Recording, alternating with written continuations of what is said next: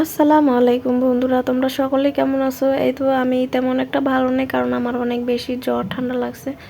তারপর তার মাঝেও কাজ করতে হয়, মেয়ে মানুষ হয়েছে আর একা বাসা, আমার বাচ্চা সামলে আর সংসার সামলে সব কিছু আমারই করতে হয়। এই দেখো আমি অনেকগুলো মশলা করছি, এক সপ্তাহ খাইতে পারবো।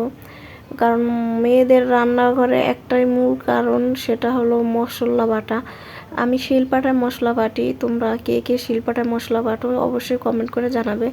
তারপর আমি আমার বাচ্চার জন্য লাচ্ছা সেমাই রাঁধছি। আমার বাচ্চা লাচ্ছা সেমাই খাইতে বেশি পছন্দ করে, আর আমার বাচ্চা 2 দিন যাবৎ ভাত খাইতেছে না। তারপর আমার হাজব্যান্ড, আমি বলছি পাশে দোকান আছে, ওখান থেকে কিছু কাঁচা সবজি নিয়ে আসতে। তা আমার হাজব্যান্ড রুটি খাবে বলছে, পরোটা। তারপর আমি আলু দিয়ে, ফুলকপি দিয়ে, তারপর টমেটো দিয়ে আর ধনেপাতা দিয়ে খুব সুন্দর করে একটা ভাজি বানাবো। তো আমি সুন্দর করে ধুয়ে কেটে কুটে পরিষ্কার করে রাখছি। তারপরে তো এখন প্যানের তেল দিছি, তেল দেওয়ার পরে একটু আমি সুন্দরভাবে নাড়াচাড়া করে দিছি। আর এটা আমি এখন ঢাইকা রাখতেছি।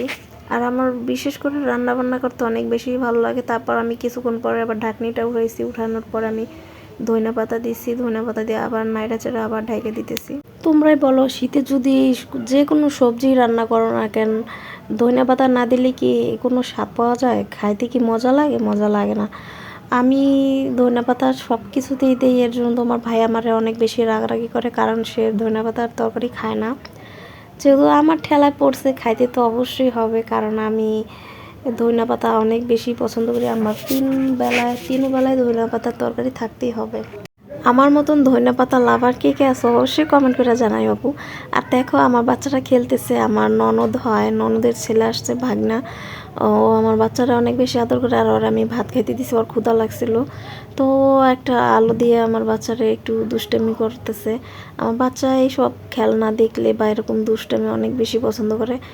আরও বাহিরে যাওয়ার জন্য বেশি এক্সাইটেড থাকে, আর যদি বাসায় কেউ আসে তারে নিয়ে অনেক মাতামাতি করে। হঠাৎ করে আবহাওয়া পরিবর্তন হয়েছে, শীত আসছে। তারপর শীত আসার পরে আমরা ঢাকা চলে আসলাম।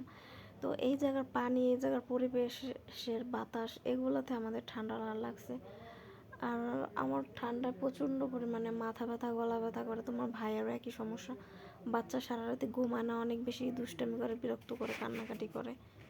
তারপরেই তো আমার ভাজি রান্না কমপ্লিট হয়েছে। আমার হাজব্যান্ড তার বন্ধুরে খাওয়াবে আজকে। আমি অনেক সুন্দর করে পরোটা ভাজি। তো আমার পরোটা নাকি অনেক বেশি ভালো লাগে। তো আমি বলছি তাহলে ভাইয়ের একদিন আমাদের হাতের পরোটা খাওয়ানোই যায়। তারপর তোমার ভাই আমার, সে ভাইয়ের ইনভাইট করছে, তো সে আসছে। তারে অনেক সুন্দর করে, আমি একদমই রুটি খাইতে পারি না। রুটি বলো চাপটি বলো আমার হাজব্যান্ডই খায়।